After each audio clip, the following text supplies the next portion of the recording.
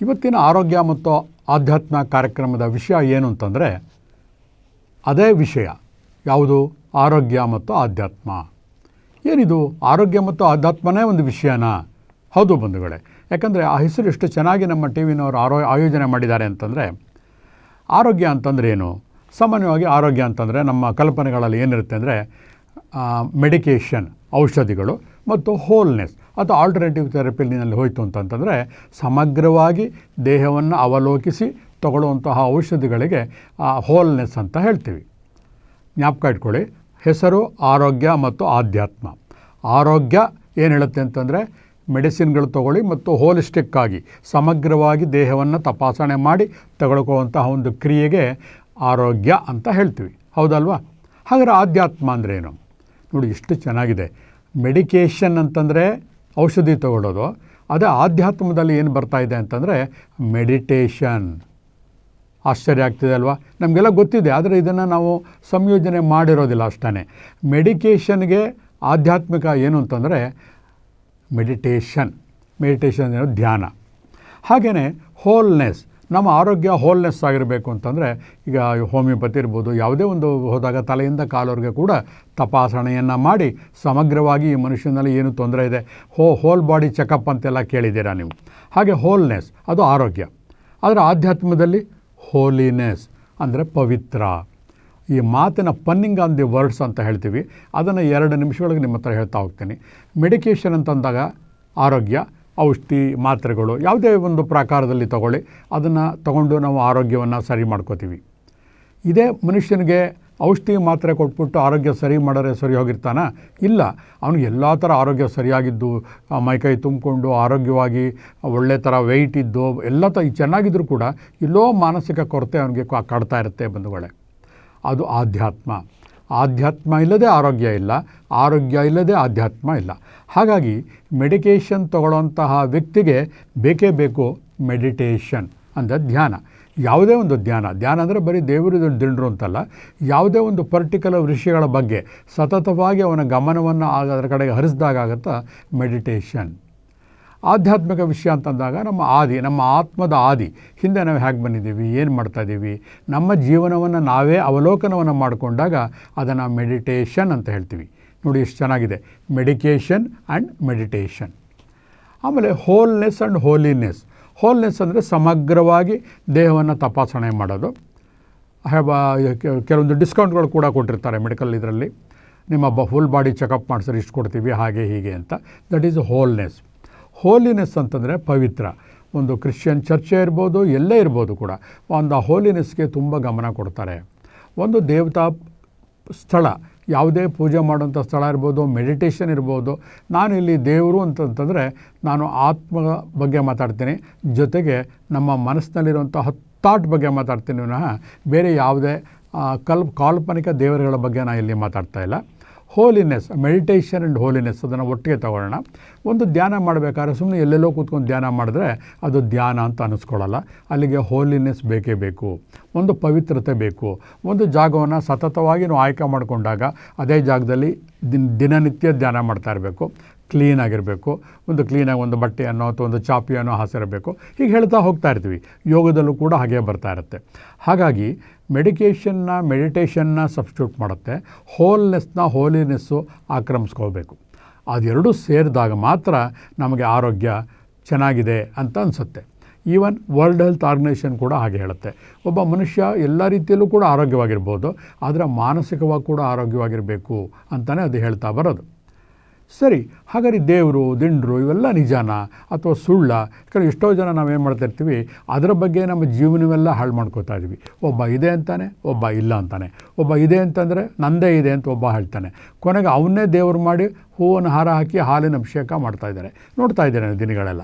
ಆದರೆ ಬಂಧುಗಳೇ, ನಿಜವಾದ ದೇವರು ಅಂತರದು ಈ ಕಾಲ್ಪನಿಕ ವ್ಯಕ್ತಿ ಚಿತ್ರಗಳಲ್ಲಾಗಲಿ ಅಥವಾ ನಮ್ಮ ಒಂದು ಹಿಸ್ಟ್ರಿನಲ್ಲಿ ಬರುತ್ತಲ್ಲ ಅದಲ್ಲ. ಕೊನೆಗೆ ಅಲ್ಟಿಮೇಟ್ ಉಳಿಯೋದು, ಜಾಲಾಡಿ ಒಂದರೆ ಆಡಿಯೋದು ಅಂತ ಹೇಳ್ತೀವಲ್ಲ, ಕೊನೆಗೆ ಉಳಿಯೋದು ಅಂತಂದರೆ ಥಾಟ್. ಒಂದು ಕಾಸ್ಮಿಕ್ ಎನರ್ಜಿ ತಗೊಳ್ಳಿ. ಕಾಸ್ಮಿಕ್ ಎನರ್ಜಿ ಒಂದು ಕಲ್ಪನೆ, ಬಿಗ್ ಬ್ಯಾಂಗ್ ಥಿಯರಿ ಅಂತ ಹೇಳ್ತೀವಿ. ಅಲ್ಲಿ ಉಗಮವಾದಂತಹ ಕತ್ತಲಿನಲ್ಲಿ ಉಗಮವಾದಂತಹ ಒಂದು ಕಿಡಿ ಇಡೀ ಬ್ರಹ್ಮಾಂಡವನ್ನು ಸೃಷ್ಟಿ ಮಾಡುತ್ತೆ ಅಂತ ವೈಜ್ಞಾನಿಕವಾಗಿ ಸಾಬೀತಾಗಿದೆ. ಆ ಕಿಡಿ ಏನು ಮಾಡುತ್ತೆ? ಈ ಜೀವಕೋಶಗಳನ್ನು ಉತ್ಪತ್ತಿ ಮಾಡುತ್ತೆ. ಆ ಜೀವಕೋಶಗಳ ಉತ್ಪತ್ತಿ ಆದಾಗ ಏನು ಮಾಡುತ್ತೆ? ಅದರ ವಿಶ್ಲೇಷಣಾ ಶಕ್ತಿಯನ್ನು ಅವರವರ ಬ್ರೈನ್ಗಳಲ್ಲೇ ಮೆದುಳಿನಲ್ಲೇ ಇಟ್ಬಿಡ್ತಾನೆ. ಆ ಕಾಸ್ಮಿಕ್ ಎನರ್ಜಿ ಅಂತ ಹೇಳೋದು. ಅದರ ಕೆಲಸ ಏನು ಅಂತಂದರೆ ಥಾಟ್, ಆಲೋಚನೆ. ನಮಗೂ ಪ್ರಾಣಿಗಳಿಗೂ ವ್ಯತ್ಯಾಸ ಏನಪ್ಪ ಅಂದರೆ, ನಮಗೆ ಆಲೋಚನೆ ಮಾಡುವಂತಹ ಶಕ್ತಿಯನ್ನು ಕೊಟ್ಟಿದ್ದಾನೆ ದೇವರು ಅಂತಲೇ ಹೇಳೋಣ. ಥಾಟ್ ಈಸ್ ಈಕ್ವಲ್ ಟು ದೇವರು ಕೊಟ್ಟಿದ್ದಾನೆ. ಅದನ್ನು ವಿಶ್ಲೇಷಣೆ ಮಾಡ್ತೀವಿ. ಹಾಗಾಗಿ ನಾವು ಒಳ್ಳೆಯದು, ಕೆಟ್ಟದು, ಬ್ಯಾಡ್, ಗುಡ್ ಇವೆಲ್ಲ ಆಲೋಚನೆ ಮಾಡ್ತಾ ಹೋಗ್ತೀವಿ. ಅಂದಮೇಲೆ ಇವತ್ತಿನ ಸಂಚಿಕೆಯಲ್ಲಿ ನಾವು ಪೂರ್ತಿ ದೇವರು ಅಂತಂದರೆ ನಮ್ಮ ಮನಸ್ಸಿನಲ್ಲಿರುವಂತಹ ಥಾಟ್ ಫಾರಮ್ಗೆ ದೇವರು ಅಂತ ಕರೆಯೋಣ. ಕನ್ಫ್ಯೂಸ್ ಮಾಡ್ಕೊಳ್ಳೋದು ಬೇಡ. ಒಂದು ಗಾದೆ ಇದೆ. ಯಾವುದಾದ್ರೂ ಒಂದು ರೋಗಿ ಇರ್ಬೋದು, ಕಾಯಿಲೆ ಬಂದಾಗ ಆಸ್ಪತ್ರೆ ಸೇರಿದಾಗ doctor can operate, divine can heal. ಇದನ್ನು ಡಾಕ್ಟ್ರುಗಳೇ ಸ್ವತಃ ಒಪ್ಕೋತಾರೆ. ಡಾಕ್ಟರ್ ಕ್ಯಾನ್ ಆಪರೇಟ್, ಅವ್ನಿಗೆ ಗೊತ್ತಿರುತ್ತೆ. ಅವನು ವೈಜ್ಞಾನಿಕವಾಗಿ ವಿಶ್ಲೇಷಣೆ ಮಾಡಿ ಡೆಡ್ ಬಾಡಿಯೆಲ್ಲ ಆಪರೇಟ್ ಮಾಡಿ 5 ವರ್ಷ ಕಲಿತು ಮಾಡಿ ತಯಾರು ಮಾಡಿ ಬಂದಿರ್ತಾನೆ. ಏನೇನು ಎಲ್ಲೆಲ್ಲಿರುತ್ತೆ ಎಲ್ಲವನ್ನೂ ಮಾಡ್ತಾನೆ. ನಿಜ, ಅದು ಸತ್ಯಕ್ಕೆ ದೂರವಲ್ಲ. ಆದರೆ ಹೀಲಿಂಗು ಅವನ ಕೈನಲ್ಲೂ ಇರೋದಿಲ್ಲ. ನೀವು ಯಾರು ಒಂದು ತುಂಬ ಸೀನಿಯರ್ ಮೋಸ್ಟ್ ಸರ್ಜನನ್ನು ಕೇಳಿ, ಅವರು ಆಪ್ರೇಷನ್ಗೆ ಹೋಗ್ತಿರೋ ಕೇಳಿದ್ರೆ, ಒಂದು 5 ನಿಮಿಷ ತಾಳಿ ನಾನು ಪ್ರೇಯರ್ ಮಾಡಿ ಬರ್ತೀನಿ, ನಾನು ಆನಂತರ ನಾವು ಆಪ್ರೇಷನ್ ಸ್ಟಾರ್ಟ್ ಮಾಡ್ತೀನಿ ಅಂತ ಹೇಳ್ತಾರೆ. ಹಾಗಾದರೆ ಯಾವ ದೇವರನ್ನು ಇವರು ಪ್ರೇ ಮಾಡ್ತಾರೆ? ಇಷ್ಟೆಲ್ಲ ಓದಿ ಮಾಡಿ ಕಲಿತು ಎಲ್ಲ ಮಾಡಿ ಅವರವರ ನಂಬಿಕೆ ಪ್ರಕಾರ ದೇವರು ಅಂತಂದಾಗ ಎಲ್ಲೋ ಒಂದು ಕಡೆ ನಮ್ಗೆ ಅನಿಸುತ್ತೆ ನಂಬಿಕೆಯೇ ದೇವರು. ಒಂದು ಗಾದೆ ಕೂಡ ಇದೆ, ನಂಬಿದ್ರೆ ದೆವ್ವನಾರು ನಂಬು, ದೇವರಾರು ನಂಬು, ನಂಬಿಕೆ ಇಲ್ಲದೆ ಹೋದರೆ ಯಾವುದು ಸಾಧ್ಯನೇ ಇಲ್ಲ ಅಂತಂದ್ಬಿಟ್ಟು. ಇದು ಸತತವಾಗಿ ಪ್ರೂವ್ ಆಗ್ತಾ ಇದೆ ಬಂಧುಗಳೇ. ಇವನು ಎಷ್ಟೋ ಸತಿ ವೆಸ್ಟರ್ನ್ ಪುಸ್ತಕಗಳನ್ನ ಓದ್ತಿರುವಾಗ ಕೂಡ ಅಲ್ಲಿ ಗೊತ್ತಾಗ್ತಾ ಇದೆ. ಪ್ರತಿಯೊಬ್ಬರು ಕೂಡ ಅಲ್ಲಿ ಅವರು ಕ್ರೈಸ್ಟ್ ಅಂತ ಕ್ರಿಶ್ಚಿಯನಲ್ಲಿ ನಂಬಿಕೆ ಇಟ್ಕೊಂಡಿರ್ತಾರೆ. ಅವರವರ ಒಂದು ಸಂಸ್ಕೃತಿಗೆ ಯಾರೇ ಆಗಲಿ, ಮೊಹಮ್ಮದ್ ಇರ್ಬೋದು, ಕ್ರೈಸ್ತ ಇರ್ಬೋದು, ಜೈನ್ ಇರ್ಬೋದು, ಈ ಥರ ನಮ್ಮ ಹಿಂದೂಗಳಿರ್ಬೋದು, ಅವರವರ ಒಂದು ಸಂಸ್ಕೃತಿಯಿಂದ ಏನು ಬೆಳೆದು ಬಂದಿರುತ್ತಲ್ಲ ಪಾರಂಪರಿಕ ಒಂದು ಸತ್ಯಗಳು, ಅದರ ಮೇಲೆ ನಂಬಿಕೆ ಇಟ್ಕೊಳ್ಳೇಬೇಕು. ನಂಬಿಕೆ ಇಲ್ಲದೇ ಇದ್ದರೆ ಏನಾಗುತ್ತೆ ನೋಡೋಣ. ಸಪೋಸ್ ಈಗ ಒಂದು ವ್ಯಕ್ತಿಯನ್ನು ನಂಬಿಕೆ ಇಲ್ಲದೇ ಇರೋಂತಹ ವ್ಯಕ್ತಿ ಥರ ಮಾಡಿಬಿಟ್ಟು ಅಡ್ವೈಸ್ ಮಾಡಿ ಬ್ರೈನ್ ವಾಶ್ ಮಾಡಿ ಬಿಟ್ಟಾಗ ಏನಾಗುತ್ತೆ, ಅವನ ಮನಸ್ಸು ಚಂಚಲತೆಯಿಂದ ಕೂಡುತ್ತೆ. ಅವನ ಆರೋಗ್ಯ ಸುಧಾರಿಸೋದಿಲ್ಲ. ಯಾವುದರಲ್ಲೂ ಕೂಡ ಅವನ ನಂಬಿಕೆನೇ ಇರೋದಿಲ್ಲ. ಪ್ರತಿ ಕ್ಷಣ ಕೂಡ ಅವನು ನಂಬಿಕೆಯನ್ನು, ಒಂದು ಗಾದೆ ಇದೆ, ಯಾರೋ ಮೆಡಿಸಿನ್ ತೊಗೋತಾ ಇರ್ತಾರೆ. ಒಂದು ಕಾಯಿಲೆಗೆ ಡಾಕ್ಟ್ರ್ ಹತ್ರ ಬಂದಿರ್ತಾರೆ. ಆಗ ಡಾಕ್ಟ್ರ್ ಹೇಳ್ತಾರೆ, ನನ್ನ ಔಷಧಿ ನಿನಗೆ ವರ್ಕ್ ಆಗಬೇಕು ಅಂತಂದರೆ ಈ ಮಾತ್ರೆ ತೊಗೊಳ್ಳೋ ಸಮಯದಲ್ಲಿ ನೀನು ಡೋಂಟ್ ಇಮ್ಯಾಜಿನ್ ಎ ಮಂಕಿ. ಆಯಿತು, ಖುಷಿಯಾದ ಇಷ್ಟೇ ತಾನೆ ಅಂತ ಮನೆಗೆ ಹೋದ. ಮಾತ್ರೆ ಕೈ ತೊಗೊಂಡು ನೀರು ತೊಗೋತಿರುವಾಗಲೇ ಅವ್ರು ಏನು ಹೇಳಿದ್ರು, ಡೋಂಟ್ ಇಮ್ಯಾಜಿನ್ ಎ ಮಂಕಿ. ಮಂಕಿಯನ್ನು ಕಲ್ಪಿಸ್ಕೋಬೇಡ. ನೀರು ತೊಗೋತಿರುವಾಗಲೇ ಅವ್ರು ಹೇಳಿದ ಜ್ಞಾಪಕ ಬರುತ್ತೆ. ಇವತ್ತು ಮಂಕಿಗೆ ಜ್ಞಾಪಕ ಬಂತು, ಪಕ್ಕದಲ್ಲಿ ಇಟ್ಬಿಟ್ಟ. ಕೊನೆವರೆಗೂ ಅವ್ನು ಮಾತ್ರೆ ತೊಗೊಳಕ್ಕೆ ಆಗಲೇ ಇಲ್ಲ. ಹಾಗಾಗ್ತಾಯಿದೆ. ನಂಬಿಕೆ ಇಲ್ಲದ ವ್ಯಕ್ತಿಗಳ ಹಣೆಯ ಬರಹ ಹೀಗೆ ಆಗ್ತಾಯಿದೆ. ಯಾವುದೇ ಇರಲಿ, ಒಳ್ಳೆಯ ನಂಬಿಕೆ ಇರ್ಬೋದು, ಕೆಟ್ಟ ನಂಬಿಕೆ ಇರ್ಬೋದು, ಯಾವುದೇ ಇರಲಿ, ಮನುಷ್ಯನಿಗೆ ಈ ಒಂದು ಮಾಡೆಲ್ ಏನು ಮಾಡಿದ್ದಾನೆ ದೇವರು ಅಂತಲೇ ಹೇಳೋಣ. ದೇವರು ಅಂದರೆ ಥಾಟ್ ಫಾರಮ್. ಅದಕ್ಕೆ ನಂಬಿಕೆ ಅನ್ನೋದು ಬೇಕೇ ಬೇಕು. ಅದಕ್ಕೆ ನಾವು ಬಲವಾದ ನಂಬಿಕೆ ಇದ್ದರೆ ಬೆಟ್ಟವನ್ನೇ ನಾವು ಅಲುಗಾಡಿಸಬಹುದು ಅಂತ ಕೂಡ ಜನ ಹೇಳ್ತಾರೆ. ಇವೆಲ್ಲ ಸತ್ಯ. ಹಾಗಾದ್ರೆ ಏನು ಮಾಡಬೇಕು? ಮೈಂಡಲ್ಲಿ ಪಾಸಿಟಿವ್ ಥಾಟ್ಸ್ಗಳನ್ನು ಯಾವಾಗಲೂ ನಾವು ಹುಟ್ಟಾಕೋತಿರಬೇಕು. ನಾನು ಯಾವಾಗಲೂ ಎಷ್ಟೋ ಸತಿ ಹೇಳ್ತಾ ಇದ್ದೀನಿ, ಥಾಟ್ ಈಸ್ ಅನ್ ಎನರ್ಜಿ. ನಾವು ಏನು ಆಲೋಚನೆಗಳು ಸುಮ್ಮನೆ ಕೂತಿದ್ರು ಕೂಡ ಮನುಷ್ಯನ ಮನಸ್ಸಿನಲ್ಲಿ ಒಂದು ಯೋಚನಾ ಲಹರಿಗಳು ಹರಿತಾ ಹೋಗ್ತಾ ಇರುತ್ತೆ. ಅದನ್ನು ಸ್ಟಾಪ್ ಮಾಡೋಕ್ಕೆ ಯಾರಿಗೂ ಸಾಧ್ಯ ಇಲ್ಲ. ನಿಮ್ಗೆ ಆಶ್ಚರ್ಯ ಆಗ್ಬೋದು, ನಾವೆಲ್ಲ ಕಣ್ಣುಗಳಲ್ಲಿ ಪ್ರಪಂಚವನ್ನು ನೋಡ್ತಾ ಇದ್ದೀವಿ, ಅದನ್ನು ನಾವು ಆಲೋಚನೆ ಮಾಡ್ತಾ ಇದ್ದೀವಿ, ಅದರ ಅನುಭವವನ್ನು ನಾವು ಮೆಲಕ್ಕೆ ಹಾಕ್ತಾ ಇದ್ದೀವಿ ಅಂತ.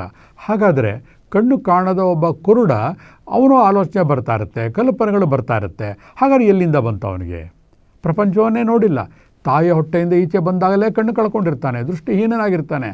ಇಲ್ಲಿ ನಾವು ಬಹಳ ವರ್ಷಗಳಿಂದ ಒಂದು ವಿಷಯವನ್ನು ನಿರ್ಲಕ್ಷ್ಯ ಮಾಡ್ತಾ ಬರ್ತಾ ಇದ್ದೀವಿ, ಜನ್ಮಾಂತರಯಾನ. ಎಷ್ಟೋ ಜನ ಇವತ್ತು ಕೂಡ ಹೇಳ್ತಾರೆ ಅವೆಲ್ಲ ಸುಳ್ಳೋದು, ಅದೆಲ್ಲ ನಡೆಯುತ್ತೆ, ಅವೆಲ್ಲ ಮೋಸ ಅಂತ. ಈಗ ಉತ್ತರ ಕೊಡಿ ನೀವು.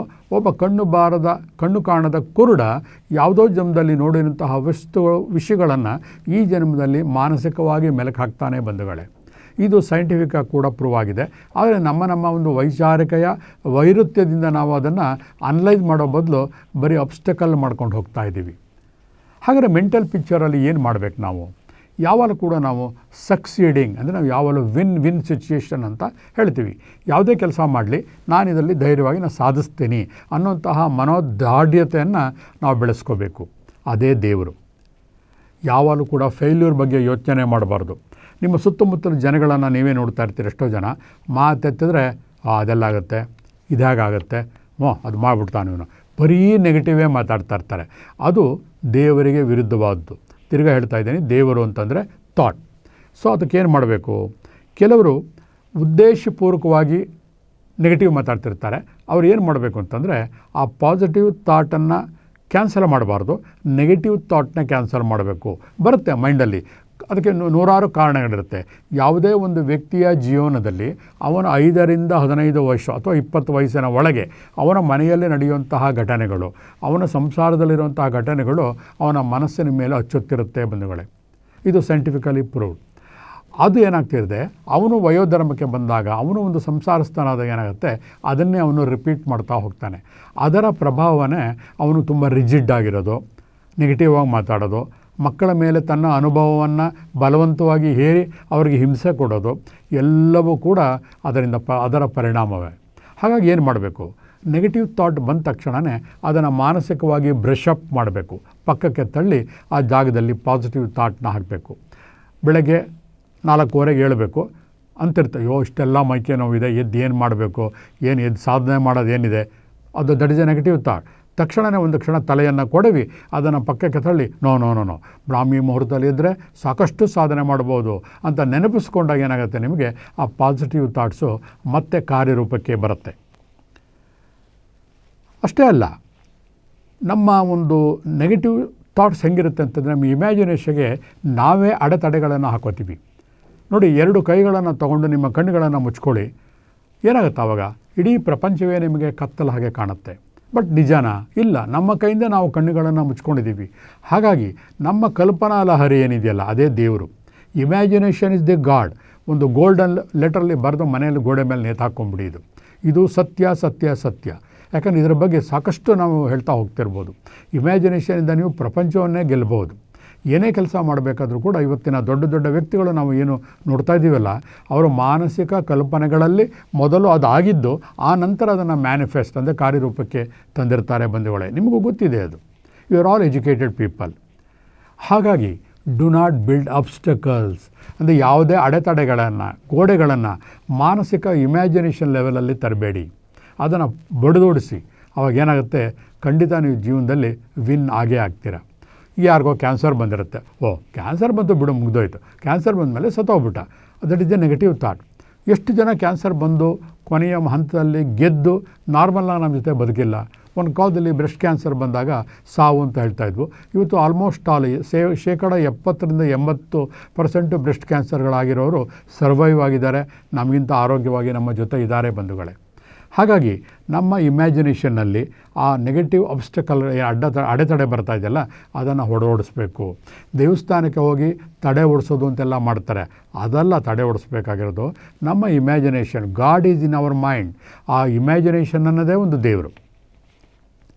ಜೊತೆಗೆ ನಮ್ಮ ಮನಸ್ಥಿತಿ ಹೇಗಿರಬೇಕು ಅಂತಂದರೆ, ಆ ದೇವರು ನಮ್ಮ ಜೊತೆ ಇರುವಾಗ ನನ್ನ ಏನು ಮಾಡ್ತಾನೆ, ನೋ ಬಡಿ ಕ್ಯಾನ್ ಕಾಂಕರ್ ಮೈ, ನಾನು ಯಾರೂ ನನ್ನ ಗೆಲ್ಲಕ್ಕೆ ಸಾಧ್ಯನೇ ಇಲ್ಲ ಅಂತ ಹೇಳು ಆ ಒಂದು ಮನಸ್ಥಿತಿ ಪ್ರತಿಯೊಬ್ಬರಲ್ಲೂ ಇರಬೇಕು. God is with in us. ಒಬ್ಬ ಪಾಶ್ಚಾತ್ಯ ಏನು ಹೇಳ್ತಾನೆ ಅಂದರೆ, ಒಬ್ಬ ಕ್ರೈಸ್ತನ್ ಯೇಸು ನನ್ನ ಜೊತೆ ಇರುವಾಗ ಯಾರು ಏನು ಮಾಡ್ತಾರೆ ನನ್ನ ಅಂತ ಹೇಳ್ತಾನೆ. ಅಷ್ಟು ಅದಮ್ಯ ನಂಬಿಕೆ ಅವರಿಗೆ. ನಾವು ಏನು ಅನ್ಕೋಬೇಕು ಅಂತಂದರೆ, ನಮ್ಮ ಸಂಸ್ಕೃತಿ ಕ್ರಿಸ್ಟಲ್ಲ, ಹಾಗಾಗಿ ಗಾಡ್ ಅಂದರೆ ಯಾವುದು? ಇಮ್ಯಾಜಿನೇಷನ್. ನನ್ನ ಇಮ್ಯಾಜಿನೇಷನ್ ಅಂತಹ ಒಂದು ದೇವರು ಶಕ್ತಿಯುತವಾಗಿದ್ದರೆ ನಾನು ಏನು ಬೇಕಾದ್ರೂ ಸಾಧನೆ ಮಾಡ್ತೀವಿ. ಇಡೀ ಪ್ರಪಂಚವೇ ನನ್ನ ವಿರುದ್ಧ ನಿಂತ್ಕೊಂಡ್ರೂ ಕೂಡ ನಾನು ಅಲುಗಾಡೋದಿಲ್ಲ. ಆ ಒಂದು ಅದಮ್ಯ ಒಂದು ಶಕ್ತಿಯನ್ನು ಬೆಳೆಸ್ಕೊಂಡಾಗ ಏನಾಗುತ್ತೆ, ನಂಬಿಕೆ ಸಹಜವಾಗಿ ಕಾನ್ಫಿಡೆನ್ಸ್ ಅಂತ ಹೇಳ್ತೀವಲ್ಲ ನಮ್ಮಲ್ಲಿ ಬರ್ತಾ ಹೋಗುತ್ತೆ. ನಮ್ಮ ಆರೋಗ್ಯ ಮತ್ತು ಆಧ್ಯಾತ್ಮಿಕ ಕಾರ್ಯಕ್ರಮದಲ್ಲಿ ನಮ್ಮ ಮುಖ್ಯ ಉದ್ದೇಶ ಏನು ಹೇಳಿ? ಆರೋಗ್ಯ. ಹಾಗಾಗಿ ಆರೋಗ್ಯಕ್ಕೆ ಬೇಕೇ ಬೇಕು ನಂಬಿಕೆ.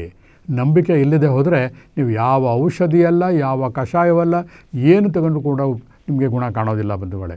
ಎಷ್ಟೋ ಸತಿ ನೀವು ಕೇಳಿದ್ದೀರ, ಎಲ್ಲೋ ಸಾಯಿಬಾಬಾ ಒಂದು ವಿಭೂತಿ ಕೊಡ್ತಾರೆ, ಆ ವಿಭೂತಿನ ಹಣೆ ಹಚ್ಕೊಂಡ್ಬಿಟ್ರೆ ನಮ್ಗೆ ಜ್ವರ ಹೊಟ್ಟೋಯ್ತು, ಕತ್ತು ಹಚ್ಕೊಂಡ್ಬಿಟ್ರೆ ನಮ್ಗೆ ಜ್ವರ ಹೊಟ್ಟೋಯ್ತು, ಹೀಗೆಲ್ಲ ಹೇಳ್ತಾ ಹೋಗ್ತಾರೆ. ಅಲ್ಲಿ ವರ್ಕ್ ಆಗ್ತಾ ಇರೋದು ಆ ವಿಭೂತಿ ಆಗಲಿ, ಸಾಯಿಬಾಬಾ ಆಗಲಿ ಅಥವಾ ಮತ್ತೊಬ್ಬ ಪವಾಡ ಪುರುಷನಾಗಲಿ ಅಲ್ಲ ಬಂಧುಗಳೇ. ನಮ್ಮ ಮನಸ್ಸಿನಲ್ಲಿ ಎಲ್ಲಿ ಆಳವಾದ ನಂಬಿಕೆ ಇರುತ್ತಲ್ಲ, ಆ ನಂಬಿಕೆಯಿಂದ ನಾವು ಗುಣ ಹೊಂದ್ತೀವಿ ವಿನಃ ಬೇರೆ ಯಾವ ಹೊರಗಿನ ವಸ್ತುಗಳು ಕೂಡ ಅಲ್ಲ. ಹಾಗಾಗಿ ಇವತ್ತಿನಿಂದ ನಾವು ಏನು ಮಾಡಬೇಕು ಅಂದರೆ, ಒಂದು ದೃಢವಾದ ನಂಬಿಕೆ, ಕಾನ್ಫಿಡೆನ್ಸ್. ಯಾವುದು ಹೊರಗಿನ ವಿಷಯಗಳ ಮೇಲೆ ಇಟ್ಕೊಬೇಡಿ. ಯಾವುದೋ ಒಂದು ವಿಗ್ರಹ, ಯಾವುದೋ ಒಂದು ಲಿಂಗ, ಮತ್ತೊಂದು ಆ ಥರ ಬೇರೆ ಬೇರೆ ವಸ್ತುಗಳ ಮೇಲೆ ಇಟ್ಕೊಬೇಡಿ. ನಮ್ಮ ಮೇಲೆ, ನಮ್ಮ ಮನಸ್ಸಿನ ಮೇಲೆ, ಜಾಗೃತ ಮನಸ್ಸಿನ ಮೇಲೆ ಪಾಸಿಟಿವ್ ಧನಾತ್ಮಕ ವಿಷಯವನ್ನು ಥಿಂಕ್ ಮಾಡೋದ್ರ ಬಗ್ಗೆ ನಂಬಿಕೆ ಇಟ್ಟಾಗ ನಮ್ಮ ಎಲ್ಲ ಫೀಲ್ಡ್ಗಳಲ್ಲೂ ಕೂಡ ನಾವು ಖಂಡಿತ ವಿನ್ ಆಗ್ತೀವಿ. ಆರೋಗ್ಯದಲ್ಲೂ ಕೂಡ ಅಷ್ಟೇ. ಎಷ್ಟೋ ಸತಿ ನಮ್ಮ ಆರೋಗ್ಯ ಹಾಳಾಗೋದಕ್ಕೆ ಕಾರಣ ನಮ್ಮ ನೆಗೆಟಿವ್ ಕಾರಣಗಳು. ಇತ್ತೀಚೆಗೆ ಒಂದು ವ್ಯಕ್ತಿ ನಮ್ಮ ಕ್ಲಿನಿಕ್ಗೆ ಬಂದಾಗ ಕಾಲು ಊತ ಅಂತ ಬಂದಿದ್ದ. ಅವನ ಮೈಂಡಲ್ಲಿ ಏನಾಗಿತ್ತು, ನನಗೆ ಶುಗರ್ ಬಂದುಬಿಟ್ಟಿದೆ, ಕಿಡ್ನಿ ಫೇಲ್ಯೂರ್ ಆಗಿದೆ ಅಂದ್ಕೊಂಡೇ ಬಂದ ಅವನು. ಆದರೆ ಭಯ ಡಾಕ್ಟರ್ ಹತ್ರ ಹೋಗೋಕ್ಕೆ, ಪರ್ಮನೆಂಟ್ ಇಲ್ಲ ಆಪ್ರೇಷನ್ ಮಾಡಿಬಿಡ್ತಾರೋ ಏನೋ ಅಂತ. ಸುಮ್ಮನೆ ನೋಡೋಣ ಅಂತ ಬಂದಿದ್ದ. ಚೆಕ್ ಮಾಡಿದ್ರೆ ಅವನು ಉಪಯೋಗಿಸ್ತಾ ಇದ್ದಿದ್ದು ಹಳೆಯ ಕಾಲದ ಒಂದು ಲ್ಯಾಂಬ್ರೆಟೋ ಸ್ಕೂಟರ್. ಅದು ಬ್ರೇಕ್ ಲೂಸ್ ಆಗಿರುತ್ತೆ. ಪದೇ ಪದೇ ಕಾಲು ಬಲವಂತವಾಗಿ ಒತ್ತಿ ಆ ಒಂದು ಕ್ರಿಯೆಯಿಂದ ಅವನ ಕಾಲು ಊತ ಆಗಿರುತ್ತೆ, ಸ್ವೆಲ್ಲಿಂಗ್ ಬಂದಿರುತ್ತೆ. ಆದರೆ ಅವನ ವೈಚಾರಿಕತೆ ನೆಗೆಟಿವ್ ಥಾಟ್ ಪ್ಯಾಟರ್ನ್ ಆಗಿದ್ದರಿಂದ ಅವನೇನು ಮಾಡ್ದ, ಹೋದ ಡಾಕ್ಟರ್ ಹತ್ರ ಚೆಕ್ ಮಾಡೋ ಟೈಮಲ್ಲಿ ಕಾಲು ಸ್ವೆಲ್ಲಿಂಗ್ ಇತ್ತು. ಆ ಒಂದು ಭಯಕ್ಕೆ ಅವನಿಗೆ ಶುಗರ್ ರೈಸ್ ಆಗಿತ್ತು. ಪರ್ಮನೆಂಟ್ ಪೇಷಂಟ್ ಅಂತಂದ್ಬಿಟ್ಟು ಅವನಿಗೆ ಮಾತ್ರೆ ಔಷಧಿಗಳನ್ನ ಕೊಟ್ಟರು. ಆದರೆ ನಾವು ಅದನ್ನು ಕರೆಕ್ಟಾಗಿ ವಿಶ್ಲೇಷಣೆ ಮಾಡಿ ಪಾಸಿಟಿವ್ ಆಗಿ ಅವನ ಮೈಂಡಲ್ಲಿ ತುಂಬಿ, ಅದರಿಂದ ಅಲ್ಲ, ನಿನ್ನ ಸ್ಕೂಟ್ರಿಂದ ಈ ಥರ ಕಾಲು ಊತ ಬಂದಿದ್ದು ಅಂತ ಹೇಳಿದಾಗ ಆ ಕ್ಷಣವೇ ಆ ಒಂದು ಕೆಮಿಕಲ್ ಮಾತ್ರೆಗಳು ಏನು ತೊಗೋತಾ ಇದ್ದ ಅದನ್ನೆಲ್ಲ ನಿಲ್ಲಿಸ್ಬಿಟ್ಟ ಬಂಧುಗಳೇ. ಹೀಗೆ ಎಷ್ಟೋ ಜನ ತಮ್ಮ ಕಾಯಿಲೆಗಳಿಗೆ ತಮ್ಮ ಅರಿವಿಲ್ಲದೇ, ನಾವು ಡಾಕ್ಟ್ರನ್ನ ಬೈತಾ ಇಲ್ಲ, ಯಾಕೆಂದರೆ ಅವರು ಒಂದು ಪಾಪ ಕಷ್ಟಪಟ್ಟು ಓದಿ ಮಾಡಿ ತಿಳ್ಕೊಂಡು ಒಂದು ವಿದ್ಯೆಯನ್ನು ಅಭ್ಯಾಸ ಮಾಡಿರ್ತಾರೆ. ಅವರ ಅವಶ್ಯಕತೆ ಖಂಡಿತ ನಮ್ಮ ಸಮಾಜಕ್ಕೆ ಬೇಕಿದೆ. ಆದರೆ ಎಲ್ಲೋ ಒಂದು ಕಡೆ ಅವನು ಕೆಲವೊಂದು ವೈಚಾರಿಕತೆಯ ವೈರುಧ್ಯದಿಂದಾಗಿ ಹಣಕಾಸುಗಳ ವಿಷಯಗಳು ಅದರಲ್ಲಿ ಲಾಬಿ ಕೆಲಸ ಮಾಡ್ತಿರೋದು ಏನಾಗ್ಬಿಡುತ್ತೆ, ಅವ್ರಿಗೂ ಕೂಡ ನಿಸ್ಸಹಾಯಕರು. ಇವಾಗ ನಾನೇ ಒಬ್ಬ ಡಾಕ್ಟ್ರ್ ಓದಿ MBBS MD ಮಾಡಿರ್ತೀನಿ, ಯಾವುದೋ ಒಂದು ಕೆಲಸಕ್ಕೆ ಸೇರಲೇಬೇಕು, ಲಕ್ಷಾಂತರ ರೂಪಾಯಿ ಖರ್ಚು ಮಾಡಿರ್ತೀನಿ. ಆ ಹಾಸ್ಪಿಟ್ಲಿಗೆ ಹೋದಾಗ ಏನಾಗುತ್ತೆ, ಅಲ್ಲಿ ಅವ್ರಿಗೊಂದು ಟಾರ್ಗೆಟ್ ಕೊಡ್ತಾರೆ, ನೋಡಿ ಇಷ್ಟೆಲ್ಲ ಕೋಟಿ ಇನ್ವೆಸ್ಟ್ ಮಾಡಿ ಎಕ್ವಿಪ್ಮೆಂಟ್ಗಳನ್ನ ತೊಗೊಂಬಂದಿದ್ದೀವಿ, ನಮ್ಮ ಟಾರ್ಗೆಟ್ ಮಂತ್ಲಿ ಇಷ್ಟು ಟರ್ನ್ ಓವರ್ ಮಾಡದೆ ಹೋದರೆ ನಮಗೇನು ಮಾಡೋಕ್ಕಾಗಲ್ಲ. ಕಾರಣ ಬಂಧುಗಳೇ, ಇವತ್ತು ಏನಾಗ್ತಾಯಿದೆ, ದೊಡ್ಡ IPS IAS ಆಫೀಸರ್ಗಳು ರಿಟೈರ್ಡ್ ಆದಾಗ ಅವರ ಒಂದು ಕಾರ್ಯಕ್ಷಮತೆಯನ್ನು ಅರಿತು ದೊಡ್ಡ ಹಾಸ್ಪಿಟ್ಲ್ಗಳಲ್ಲಿ ಅವ್ರನ್ನ ಟೀಮ್ ಮ್ಯಾನೇಜರ್ಗಳನ್ನ ಮಾಡ್ತಾಯಿದ್ದಾರೆ. ಅವರೇನು ಮಾಡ್ತಾರೆ, ಅವರು ಓದಿರೋದೇನೋ ಹೇಗೆ ಪ್ರೊಡಕ್ಷನ್ನ ಇನ್ಕ್ರೀಸ್ ಮಾಡ್ಬೋದು, ದುಡ್ಡನ್ನು ಹೇಗೆ ಕಲೆಕ್ಟ್ ಮಾಡ್ಬೋದು, ಆ ಒಂದು ಫೀಲ್ಡಲ್ಲಿ MBA ಎಲ್ಲ ಮಾಡಿರ್ತಾರೆ. ಆ ನಾಲೆಡ್ಜನ್ನು ಅವರೆಲ್ಲ ಅಪ್ಲೈ ಮಾಡೋಕ್ಕೆ ಹೋಗ್ತಾ ಇದ್ದಾರೆ. ಅವ್ರಿಗೇನು ಒಂದು ಆಸ್ಪತ್ರೆ ಸೇವಾ ಒಂದು ಪ್ರವೃತ್ತಿ ಅನ್ನೋದು ಕಾಲ ಹೊರಟೋಯ್ತು. ಹಿಂದೆ ಒಬ್ಬ ತೋಟದಪ್ಪನ ಛತ್ರ ಅಂತಿತ್ತು, ಅಲ್ಲಿ ಯಾರೇ ಹೋಗಲಿ ಅಲ್ಲಿಗೆ ನಿರರ್ಗಳವಾಗಿ ಸತತವಾಗಿ ಊಟವನ್ನು ಬಡಿಸ್ತಾಯಿದ್ರು. ಇವತ್ತು ಎಲ್ಲಿದೆ ಆ ಥರ? ಏನೇ ಮಾಡಿದ್ರು ಕೂಡ ದುಡ್ಡು ಕೊಡು. ಹಾಗೆ ಆರೋಗ್ಯ ಕೂಡ ಅಷ್ಟೇ. ಕೆಲವೊಂದು ಕಡೆ ಉಚಿತ ಗಂಜಿಯನ್ನು ಇರ್ಬೋದು, ಉಚಿತ ಟ್ರೀಟ್ಮೆಂಟ್ಗಳಿರ್ಬೋದು, ಅವೆಲ್ಲ ಇದ್ದಂತಹ ಒಂದು ಕಾಲ ಇತ್ತು. ಸೇವಾ ಕ್ಷೇತ್ರ, ಸೇವಾ ಆಸ್ಪತ್ರೆ, ಕೆಲವು ಹೆಸರುಗಳೇ ಹೇಳ್ತೆ ನಮಗೆ, ಆ ಥರ ಇದ್ವು. ಇವತ್ತು ಏನಾಗಿದೆ, ಪ್ರತಿಯೊಂದು ಒಂದು ಉಗುರು ಸುತ್ತಾದರೂ ಕೂಡ ಅದಕ್ಕೆ ಇವತ್ತು MRI ಸ್ಕ್ಯಾನ್ ಮಾಡುವಂತಹ ಪರಿಸ್ಥಿತಿ ಬಂದಿದೆ. ಕಾರಣ ಗೊತ್ತಿರುತ್ತೆ ಆ ಡಾಕ್ಟ್ರುಗಳಿಗೆ, ಬಟ್ ವಿಧಿ ಇಲ್ಲ. ಯಾಕೆಂದರೆ ಅವ್ರಿಗೆ IAS ಆಫೀಸರ್ ಆಗಿರೋಂಥ ಒಬ್ಬ ಟಾರ್ಗೆಟೆಡ್ ಮ್ಯಾನೇಜರ್ ಇರ್ತಾನೆ. ಅವ್ನು ಹೇಳ್ತಾನೆ, ನೀನು ನಮ್ಮ ಹಾಸ್ಪಿಟಲ್ಲಿ ನಿಮಗೆ 1 ಲಕ್ಷ 2 ಲಕ್ಷ ನಿಮಗೆ ಸಂಬಳ ಕೊಡಬೇಕು ಅಂತಂದರೆ ಖಂಡಿತ ನೀನು ನಿನ್ನ ಕಡೆಯಿಂದ 50 ಪೇಷಂಟ್ಗಳಿಗೆ 40 ಪೇಷಂಟ್ಗಾರು ನೀನು ಆಪ್ರೇಷನ್ಗೆ ರೆಫರ್ ಮಾಡು. ಪಾಪ ಅವನು ತಾನು ಏನು ಮಾಡ್ತಾನೆ. ಹಾಗಾಗಿ ಈ ಒಂದು ಕಾಂಪ್ಲೆಕ್ಸ್ ಸಂಕೀರ್ಣ ಒಂದು ವಾತಾವರಣದಿಂದ ನಾವು ಯಾರನ್ನು ಕೂಡ ನಾವು ಹಳೆಯುವುದಕ್ಕೆ ಆಗೋದಿಲ್ಲ. ನಮ್ಮ ನವೆಯಾದಾಗ ನಾವು ಕೈಗಳನ್ನು ತುರಿಸಿಕೊಳ್ಳುವ ಹಾಗೆ ನಮ್ಮ ಆರೋಗ್ಯವನ್ನು ನಾವು ಕಾಪಾಡ್ಕೋಬೇಕಾಗಿರೋದು ನಮ್ಮ ಕರ್ತವ್ಯ. ಸಮಾಜವನ್ನಾಗಲಿ ದೇಶವನ್ನಾಗಲಿ ನಾವು ತಿದ್ದಕ್ಕೆ ಹೋಗೋಕ್ಕಾಗೋದಿಲ್ಲ ಬಂಧುಗಳೇ. ಇವತ್ತು ಆ ಥರ ಮಾಡಿರೋರೆಲ್ಲ ಕೂಡ ನೆಲ ಕಚ್ಚಿ ಹೋಗಿದ್ದಾರೆ. ಹಾಗಾಗಿ ಇವತ್ತು ಈ ಮಾಧ್ಯಮದ ಮೂಲಕ ನಿಮ್ಗೇನು ಹೇಳ್ತಾ ಇದ್ದೇನೆ ಅಂದರೆ, ಯಾರನ್ನೋ ಬ್ಲೇಮ್ ಮಾಡಬೇಡಿ, ಯಾವುದನ್ನೋ ಹೀಯಾಳಿಸಬೇಡಿ. ನಮ್ಮ ಜಾಗರೂಕತೆಯಲ್ಲಿ ನಾವಿದ್ದಾಗ ನಮ್ಮ ಆರೋಗ್ಯವನ್ನು ನಾವು ಸುಧಾರಿಸಬಹುದು. ಎಷ್ಟೋ ಸತಿ ನಾವು ಅಂತಿರ್ತೀವಿ, ಅಯ್ಯೋ ನನ್ನ ಆರೋಗ್ಯ ಹಾಳಾಗೋಯ್ತು, ಅವ್ರು ಹೀಗೆ ಮಾಡಿದ್ರು, ಅವ್ರು ಹಾಗೆ ಮಾಡಿದ್ರು. ಇಲ್ಲ, ಯಾರೂ ಏನೂ ಮಾಡಿಲ್ಲ. ಎಷ್ಟೋ ಸತಿ ದುಡ್ಡಿನ ವಿಷಯಕ್ಕೂ ಅಷ್ಟೇ, ನೋಡಿ ನಾವು ತುಂಬ ಮೋಸ ಹೋಗ್ಬಿಟ್ಟೆ ಜೀವನದಲ್ಲಿ ಅಂತ ಸುಮಾರು ಜನ ಪದೇ ಹೇಳ್ತಾರೆ. ಅದನ್ನೇ ಬೇರೆ ಥರ ಹೇಳಿ, ನಮಗೆ ಯಾರೂ ಮೋಸ ಮಾಡಿಲ್ಲ, ನಾವು ಮೋಸ ಹೋಗಿದ್ದೇವೆ. ಕಾರಣ ನಮ್ಮ ಅಜಾಗರೂಕತೆಯಿಂದ ನಾವು ಮೋಸ ಹೋಗ್ತೀವಿ ವಿನಃ ಬೇರೆಯವರು ಯಾರೂ ನಮ್ಮನ್ನು ಮೋಸ ಮಾಡಲಿಕ್ಕೆ ಸಾಧ್ಯ ಇಲ್ಲ. ಯಾಕೆಂದರೆ ಗಾಡ್ ಈಸ್ ಇನ್ ಅಸ್, ದೇವರು ನಮ್ಮ ಒಳಗಡೆ ಇದ್ದಾನೆ. ಯಾರು? ಆ ಇಮ್ಯಾಜಿನೇಷನ್ ಪರ್ಫೆಕ್ಟ್ ಆಗಿದ್ದರೆ, ಪಾಸಿಟಿವ್ ಆಗಿದ್ದರೆ ಯಾರು ಕೂಡ ನಮ್ಮನ್ನು ಮೋಸ ಮಾಡೋಕ್ಕಾಗೋದಿಲ್ಲ ಬಂಧುಗಳೇ. ಹಾಗಾಗಿ ಇವತ್ತಿಂದ ಏನು ಮಾಡಿ, ಆರೋಗ್ಯ ಮತ್ತು ಆದಕ್ರಮ ನೋಡ್ತಿರುವಂತಹ ಪ್ರತಿಯೊಬ್ಬ ವ್ಯಕ್ತಿಗಳು ಕೂಡ ಪ್ರತಿ ಕ್ಷಣದಲ್ಲೂ ಕೂಡ ನೀವು ಒಂದು ನಂಬಿಕೆಯನ್ನು ಬೆಳೆಸ್ಕೊಳ್ಳಿ. ನಂಬಿಕೆಯನ್ನು ಬೆಳೆಸ್ಕೊಳ್ಳೋಕ್ಕೆ ಸಣ್ಣ ಪುಟ್ಟ ಟಿಪ್ಸ್ಗಳನ್ನು ನಾನು ನಿಮ್ಗೆ ಕೊಡ್ತೀನಿ. ಅದನ್ನು ಮಾಡಿಕೊಂಡಾಗ ನಿಮಗೇನಾಗುತ್ತೆ, ನಿಮ್ಮ ಒಂದು ಪ್ರಯತ್ನ ಇಲ್ಲದೆ ಹೇಗೆ ನೆಗೆಟಿವ್ ಥಾಟ್ಸ್ಗಳು ನಿಮಗೆ ಬರ್ತಾ ಇದೆಯಲ್ಲ, ಅದನ್ನು ಸಾಕಷ್ಟು ಕಡಿಮೆ ಮಾಡ್ಕೋಬೋದು. ಇವತ್ತೇನು ಬೇಕಾದಷ್ಟು ಪುಸ್ತಕಗಳು ಸಿಗ್ತಾಯಿದೆ. ಥಿಂಕ್ ಹೈ, ಹೈಯರ್ ಇಮ್ಯಾಜಿನೇಷನ್, ಆಮೇಲೆ ಪಾಸಿಟಿವ್ ಥಿಂಕಿಂಗ್, ಸಾಕಷ್ಟು ಪುಸ್ತಕಗಳಿದೆ. ಅದು ಯಾರಿಗೆ? ಓದುವಂತಹ ಆಸಕ್ತಿ ಇರುವಂತಹ ವ್ಯಕ್ತಿಗಳಿಗೆ. ಕೆಲವರಿಗೆ ಅಕ್ಷರಗಳೇ ಬರೋದಿಲ್ಲ, ಓದು ಗೊತ್ತಿಲ್ಲ, ಹಾಗಾದ್ರೆ ಅವ್ರು ಸುಮ್ಮನೆ ಇರಬೇಕಾ? ಇಲ್ಲ, ಅವರು ಕೂಡ ಧನಾತ್ಮಕವಾಗಿ ಯೋಚನೆ ಮಾಡುವಂಥ ಶಕ್ತಿಯನ್ನು ಬೆಳೆಸ್ಕೋಬೋದು. ಅವ್ರಿಗಾಗಿ ನಾನು ಇವತ್ತು 2 ಟಿಪ್ಸ್ಗಳನ್ನು ಕೊಡ್ತಾ ಹೋಗ್ತೀನಿ. ಫಸ್ಟು ಏನು ಮಾಡಬೇಕು? ನಮ್ಮ ಮೈಂಡು ನೆಗೆಟಿವ್ ಆಗಿ ಏನು ಹೋಗ್ತಾ ಇದೆಯಲ್ಲ ಅದನ್ನು ಅವಾಯ್ಡ್ ಮಾಡಬೇಕು. ಅದನ್ನು ಮಾಡಲಿಕ್ಕೆ ಏನು ಅಂತಂದರೆ ಒಂದು ಸಣ್ಣ ಟಿಪ್ಸು. ನಿಮ್ಮ ಮನೆಯಲ್ಲಿ ಒಂದು ಜಾಗವನ್ನು ಸೆಲೆಕ್ಟ್ ಮಾಡ್ಕೊಳ್ಳಿ, ಅದು ಕ್ಲೀನಾಗಿರಲಿ. ಅಲ್ಲಿ ಒಂದು ಕುರ್ಚಿ ಹಾಕ್ಕೊಳ್ಳಿ ಬೇಕಾದ್ರೆ, ಅಥವಾ ಕೆಳಗೆ ಕೂತ್ಕೊಳ್ಳಿ, ಅದು ನಿಮ್ಮ ಅನುಕೂಲಕ್ಕೆ ತಕ್ಕಂಗೆ. ಶಾಂತವಾಗಿ ಕುಳಿತಿರಿ. ಕಣ್ಣು ಮುಚ್ಕೊಂಡು 3 ಸತಿ ಉಸಿರನ್ನು ತೊಗೊಂಡು ಉಸಿರು ಬಿಡಿ. ಕಾರಣ, ಯಾವಾಗ ನಮ್ಮ ಉಸಿರಾಡ್ತೀವೋ ಉಸಿರಿಗೂ ನಮ್ಮ ಮನಸ್ಸಿಗೂ ಕೂಡ ನೇರ ಸಂಕಲ್ಪ ಇದೆ. ಉಸಿರಿನ ಲಯ ಇಸ್ ಈಕ್ವಲ್ ಟು ನಮ್ಮ ಮಾನಸಿಕ ಸ್ಥಿತಿ. ಯಾವಾಗಲೂ ಒಬ್ಬ ಕಳ್ಳ ಬೇಗ ಬೇಗ ಉಸಿರಾಡ್ತಿರ್ತಾನೆ, ಒಬ್ಬ ಗಿಲ್ಟಿ ಮೈಂಡ್ ಇರುವಂತಹ ವ್ಯಕ್ತಿ ಬೇಗ ಬೇಗ ಉಸಿರಾಡ್ತಿರ್ತಾನೆ. ಆದರೆ ಶಾಂತವಾಗಿ ಕ್ರಿಸ್ಟಲ್ ಕ್ಲಿಯರ್ ಆಗಿರುವಂತಹ ಮನಸ್ಸು ಇರುವಂತಹ ವ್ಯಕ್ತಿ ಶಾಂತವಾಗಿರ್ತಾನೆ, ಬುದ್ಧನ ಥರ. ಹಾಗಾಗಿ ನಮ್ಮ ಜಾಗವನ್ನು ಸೆಲೆಕ್ಟ್ ಮಾಡಿದ್ದೀರಾ, ಕಣ್ಮುಚ್ಕೊಂಡಿದ್ದೀರಾ. ಕ್ಷಣಕಾಲ ನಿಮ್ಮ ಉಸಿರು ಕಡೆ ಗಮನ ಕೊಡಿ. ನಿಮ್ಮ ಉಸಿರನ್ನು ನೀವೇ ಗಮನಿಸ್ತಾ ಇರಿ. ಆನಂತರ ನಿಮ್ಮ ಗಮನವೆಲ್ಲ ನಿಮ್ಮ ಹಣೆಯ ಮಧ್ಯಭಾಗದಲ್ಲಿ ಆಜ್ಞಾಚಕ್ರ ಅಂತಿದೆಯಲ್ಲ, ಅಲ್ಲಿ ಗಮನವನ್ನು ಹರಿಸಿ. ಭಾಳ ಸುಲಭ. ನಮ್ಮ ಮನಸ್ಸು ಎಲ್ಲಿ ಹೇಳ್ತೀವೋ ಅಲ್ಲಿ ಹೋಗುತ್ತದು. ಆ ಜಾಗದಲ್ಲಿ ಸುಂದರವಾದಂತಹ ಒಂದು ಸೀನನ್ನು ಕ್ರಿಯೇಟ್ ಮಾಡಿಕೊಳ್ಳಿ. ಹಸಿರು ತುಂಬಿದ ಬೆಟ್ಟ, ನದಿ, ನೀಲಿ ಆಕಾಶ. ಬೆಳಕು ಬೇಡ ಅಂತಂದರೆ ರಾತ್ರಿ ಚಂದ್ರನ ಬೆಳ್ಳಿಯ ಬಿಂಬ ಸಮುದ್ರದ ನೀರಿನ ಮೇಲೆ ಬರ್ತಾ ಇದೆ, ಪಳ ಪಳ ಪಳ ಹೊಳಿತಾ ಇದೆ. ಇಷ್ಟು ಚೆನ್ನಾಗಿದೆ ಅಲ್ವಾ? ರಾತ್ರಿ ಆಗಿದೆ, ನಕ್ಷತ್ರಗಳು ಕಾಣಿಸ್ತಾ ಇದ್ದಾನೆ, ಚಂದ್ರ ಕೂಡ ಇದ್ದಾನೆ. ಚಂದ್ರ ಫುಲ್ ಮುಂಡೆ ಅಲ್ಲ, ಅರ್ಧ ಚಂದ್ರ ಅಥವಾ ಮುಕ್ಕಾಲು ಚಂದ್ರ ಇರ್ತಾನೆ. ಆ ಚಂದ್ರನ ಬೆಳಕು ಆ ಸಮುದ್ರದ ನೀರಿನ ತೆರೆಯ ಮೇಲೆ ಬೀಳ್ತಾ ಇದೆ. ಇಷ್ಟು ಆನಂದವಾಗಿದೆ ನೋಡಿ. ಕ್ಷಣ ಕಾಲ ನೀವು ಹೊರಗಿನ ಪ್ರಪಂಚವನ್ನೇ ಮರೆತು ಬಿಡ್ತೀರ ಬಂಧುಗಳೇ. ಆ ಬೋರ್ಗರೆಯುತ್ತಿರೋ ಸಮುದ್ರದ ಒಂದು ಸೌಂಡು, ಚಂದ್ರನ ಬೆಳಕು ಆ ನೀರಿನ ತೆರೆಯ ಮೇಲೆ ಬೀಳ್ತಿರುವಂತಹ ಪಳ ಪಳ ಪಳ ಹೊಳಿತಿರುವಂತಹ ಒಂದು ದೃಶ್ಯ, ಹಾಗೆ ದೂರ ಕಪ್ಪನೆಯ ಒಂದು ವಾತಾವರಣ, ಇವೆಲ್ಲ ನೋಡ್ತಾ ನೋಡ್ತಾ ನೋಡ್ತಾ ಏನಾಗುತ್ತೆ, ನಿಮ್ಮ ಮನಸ್ಸು ಆಲ್ಟರ್ ಸ್ಟೇಟ್ ಆಫ್ ಮೈಂಡ್ ಅಂತ ಹೇಳ್ತೀವಿ, ಹಿಪ್ನಾಟಿಕ್ ಸ್ಟೇಜ್ಗೆ ಹೊರಟೋಗುತ್ತೆ. ನಿಮಗೇ ಗೊತ್ತಿಲ್ಲದೆ ಇದ್ದಂಗೆ ಆ ಕಲ್ಪನೆಯೇ ಸಾಕು. ನೀವೇನು ಸಮುದ್ರ ಹುಡ್ಕೊಂಡು ಹೋಗಬೇಕಾಗಿಲ್ಲ, ಅಥವಾ ನೀವು ಬೆಳಗ್ಗೆ ಹೊತ್ತಲ್ಲಿ ಚಂದ್ರನ ಹುಡ್ಕೊಂಡು ಹೋಗಬೇಕಾಗಿಲ್ಲ. ಆದರೆ ನಿಮ್ಮ ಇಮ್ಯಾಜಿನೇಷನ್ ಅಂತ ಒಂದು ಗಾಡ್ ಅಂತ ಅವೆಲ್ಲ ಹೇಳಿದೆ, ಕಾಲ್ಪನಿಕನಲ್ಲಿ ಏನು ಬೇಕಾದ್ರೂ ನೀವು ಕಲ್ಪನೆ ಮಾಡ್ಕೋಬಹುದು. ಆ ಕ್ಷಣ ಒಂದು 2-3 ನಿಮಿಷಗಳು ಆ ಕಲ್ಪನೆಯನ್ನು ಮಾಡ್ಕೊಳ್ಳಿ, ನಿಮ್ಮನ್ನು ನೀವೇ ಮರೆತು ಬಿಡ್ತೀರಾ. ಆವಾಗ ಏನಾಗುತ್ತೆ, ಈ ನೆಗೆಟಿವ್ ಥಾಟ್ಸ್ಗಳು ಬರೋದು ಹೊರಟೋಗುತ್ತೆ. ಪಾಸಿಟಿವ್ ಥಾಟ್ಸ್, ಆ ಒಂದು ಸ್ಥಿತಿಯಲ್ಲಿ ಝೀರೋ ಸ್ಟೇಟ್ ಅಂತ ಹೇಳ್ತೀವಿ. ಆ ಒಂದು ಸ್ಟೇಟಲ್ಲಿ ನೀವು ಮನಸ್ಸಲ್ಲಿ ಅಂದ್ಕೊಳ್ಳಿ, ಇವತ್ತಿಂದ ನಾನು ಏನಂದರೂ ಕೂಡ ಧನಾತ್ಮಕವಾಗಿ ಆಲೋಚನೆ ಮಾಡ್ತೀನಿ. ನನ್ನ ಮನಸ್ಸಿಗೆ ನೆಗೆಟಿವ್ ಥಾಟ್ ಬಂದರೂ ಕೂಡ ನಾನು ಸುಮ್ಮನೆ ಕೈನಲ್ಲಿ ಹೀಗೆ ಅಂದರೆ ಸಾಕು, ಅದು ಹೊರಟೋಗ್ಬಿಡುತ್ತೆ, ಧನಾತ್ಮಕ ಮಾತ್ರ ಉಳಿಯುತ್ತೆ. ಎಂತಹ ಕ್ಲಿಷ್ಟ ಪರಿಸ್ಥಿತಿಯಲ್ಲೂ ಕೂಡ ನಾನು ಕೆಟ್ಟದನ್ನು ಆಲೋಚನೆ ಮಾಡೋದಿಲ್ಲ. ನನ್ನ ಮನಸ್ಸಿಗೆ ಬರುತ್ತೆ, ಯಾರಿಗೋ ಏನೋ ಮೋಸ ಮಾಡಬೇಕು, ಕೆಟ್ಟದ್ದು ಮಾಡಬೇಕು ಭಾವನೆಗಳು ಬರುತ್ತೆ. ಮಾನಸಿಕ ಸಹಜ ಅದು. ಅದಕ್ಕೆ ಕಾರಣ ನನ್ನ ಚಿಕ್ಕ ವಯಸ್ಸಿನಲ್ಲಿ ಬೆಳೆದು ಬಂದ ವಾತಾವರಣ ಇರ್ಬೋದು, ನನ್ನ ಬಾಡಿಯ DNA ಇರ್ಬೋದು, ತಂದೆ ತಾಯಿಗಳ ಸ್ವಭಾವ ಇರ್ಬೋದು, ನನ್ನ ಎನ್ವಿರಾನ್ಮೆಂಟ್ ನಾನು ಕಲಿಸಿರೋ ಪಾಠ ಇರ್ಬೋದು. ಆದರೆ ಕರೆಕ್ಟಾಗಿ ಆ ಒಂದು ಸ್ಟೇಟ್ ಆಫ್ ಮೈಂಡಲ್ಲಿ, ಯಾವ ಸ್ಟೇಟ್ ಆಫ್ ಮೈಂಡಲ್ಲಿ ಮೆಡಿಟೇಷನ್ ಮಾಡ್ತಾ ಇರ್ತೀರ, ನೀರಿನ ಅಲೆಯ ಮೇಲೆ ಚಂದ್ರನ ಬಿಂಬ ಬೀಳ್ತಾ ಇದೆ, ಸುತ್ತಲೂ ಕೂಡ ಕಪ್ಪು ಆವರಿಸಿದೆ, ಪ್ರಪಂಚ ಶಾಂತವಾಗಿದೆ, ಕೂಲಾಗಿದೆ. ಆ ಒಂದು ಸ್ಥಿತಿಯಲ್ಲಿ ನೀವು ಏನು ಆಲೋಚನೆ ಮಾಡ್ತಿರಲ್ಲ, ಅದಕ್ಕೆ ಆದಂತಹ ಒಂದು ತೂಕ ಇದೆ ಬಂಧುಗಳೇ.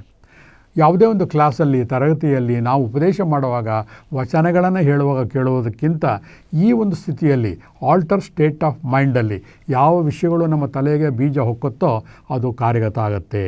ಇದಕ್ಕೆ ವೈಜ್ಞಾನಿಕ ಆಧಾರ ಏನು ಅಂತಂದರೆ, ನಾವು ಮಾತಾಡ್ತಾ ಇರೋದು ಇದು ಸಬ್ಕಾನ್ಷಿಯಸ್ ಮೈಂಡ್. ನಮ್ಮ ಒಳ ಮನಸ್ಸಿನ ಮೇಲೆ ಈ ಪರಿಣಾಮ ಬಿದ್ದಾಗ ಏನಾಗುತ್ತೆ, ಅದು ಪ್ರಬಲವಾಗಿ ನಮ್ಮ ಮೈಂಡ್ ಮೇಲೆ ಅಚ್ಚೊತ್ತ ಬಂಧುಗಳೇ. ಹಾಗೆ ಆ ಒಂದು ಸ್ಟೇಟ್ ಆಫ್ ಮೈಂಡ್ಗೆ ಹೋದಾಗ ನಮ್ಮ ಮನಸ್ಸನ್ನು ಉಚ್ಚಾತ್ಮದ ಕಡೆ ತೊಗೊಂಡು ಹೋಗಬೇಕು. Higher self. ಕೂತಿರ್ತೀರ, ಯಾವ ಮೆಡಿಟೇಷನು ಬೇಕಾಗಿಲ್ಲ, ಸಮುದ್ರದ ತೀರ, ಚಂದ್ರನ ಬಿಂಬ ನೀರು ಬೀಳ್ತಾ ಇರುತ್ತೆ, ಪಳ ಪಳ ಹೊಳಿತಾ ಇರುತ್ತೆ, ಸುತ್ತಲೂ ಶಾಂತ ವಾತಾವರಣ. ನಿಮ್ಮ ಉಸಿರು ನಿಮ್ಮ ನೆತ್ತಿಯಿಂದ ಒಳಗಡೆಯಿಂದ ಹೋಗಿ ಬ್ರಹ್ಮರಂಧ್ರ ಮುಖಾಂತರ ಮೇಲೆ ಹೋಗಿ ಕಾಸ್ಮಿಕ್ ಎನರ್ಜಿನ ರೀಚ್ ಆಗ್ತಾ ಇದೆ. ಇಷ್ಟು ಕಲ್ಪನೆ ಮಾಡ್ಕೊಳ್ಳಿ. See the miracle in your life. ಇದು ನಾನು ಸಾಧನೆ ಮಾಡಿದ್ದೀನಿ, ಮಾಡಿ ತೋರಿಸ್ತಾ ಇದ್ದೀನಿ. ನಮ್ಮ ಕ್ಲಿನಿಕ್ಗೆ ಬಂದವರು ಕೂಡ ಇದನ್ನೇ ನಾನು ಮಾಡ್ತಾಯಿದ್ದೀನಿ. ಅವಾಗ ಏನಾಗುತ್ತೆ, ನಿಮಗೇ ಗೊತ್ತಿಲ್ಲದಾಗ ನೀವು ಕ್ಲಾರಾವೈಂಟ್ ಆಗ್ತಾ ಹೋಗ್ತೀರಾ. ಭವಿಷ್ಯಾವಧಾನ ಮಾಡೋಕ್ಕೆ ಕಲ್ತ್ಕೋತೀರಾ. ಟ್ಯಾರೆಟ್ ಕಾರ್ಡ್ ರೀಡಿಂಗ್ ಥರ ನಿಮ್ಮ ಮನಸ್ಸು ಓಡ್ತಾ ಇರುತ್ತೆ ನಿಮಗೆ. ಪ್ರತಿಯೊಂದು ಕೂಡ ಇವಾಗ ನಾನು ಹೇಳಿದ್ನಲ್ಲ, ಭವಿಷ್ಯಾವಧಾನ ಇರ್ಬೋದು, ಟ್ಯಾರೆಟ್ ಕಾರ್ಡ್ ರೀಡಿಂಗ್ ಇರ್ಬೋದು, everything depends upon this state of mind. ಈ ಒಂದು ಮಾನಸಿಕ ಸ್ಥಿತಿಯಲ್ಲಿ ಇಡೀ ಪ್ರಪಂಚವನ್ನೇ ನೀವು ಕೊಳ್ಳೆ ಹೊಡಿಬೋದು ಬಂಧುಗಳೇ. ಅಂದಮೇಲೆ ಇದೇ ದೇವರಲ್ವ. ಹಾಗಾಗಿ ಇವತ್ತಿನಿಂದ ನಿಮ್ಮ ಗಮನವೆಲ್ಲ ಇಮ್ಯಾಜಿನೇಷನ್ನ ದೇವರು ಅಂತ ಕಲ್ಪನೆ ಮಾಡೋ ಕಡೆ ಗಮನ ಆಗಲಿ. ಬೇರೆ ಎಲ್ಲ ಪಕ್ಕಕ್ಕೆ ಇಟ್ಬಿಡಿ, ಅದರ ಸೊಸೈಟಿಗೋಸ್ಕರ ಮಾಡೋದು. ಆದರೆ ನಿಮಗೆ ನಿಜವಾಗಲೂ ದೈವಿ ಶಕ್ತಿ ಬೇಕು ಅಂತಂದಾಗ ನಿಮ್ಮ ಇಮ್ಯಾಜಿನೇಷನ್ ಪವರ್ ಏನಿದೆಯಲ್ಲ, ಕಾಲ್ಪನಿಕ ಶಕ್ತಿಯನ್ನು ವಿವಿಧ ಆಯಾಮಗಳಲ್ಲಿ ವಿವಿಧ ತರಂಗಗಳನ್ನು ಇನ್ಕ್ರೀಸ್ ಮಾಡ್ಕೊಳ್ಳೋ ಮುಖಾಂತರ ನಿಮ್ಮ ಇಮ್ಯಾಜಿನೇಷನ್ ಪವರ್ನ ಒಂದು ದೈವತ್ವಕ್ಕೆ ತಗೊಂಡು ಹೋಗ್ಬೋದು ಬಂಧುಗಳೇ. ಅದು ಹೋದಾಗ ನಿಮ್ಮ ಆರೋಗ್ಯ ಕೂಡ ಚೆನ್ನಾಗಿರುತ್ತೆ, ನಿಮ್ಮ ಮಾನಸಿಕ ಆರೋಗ್ಯ ಇನ್ನೂ ಚೆನ್ನಾಗಿರುತ್ತೆ.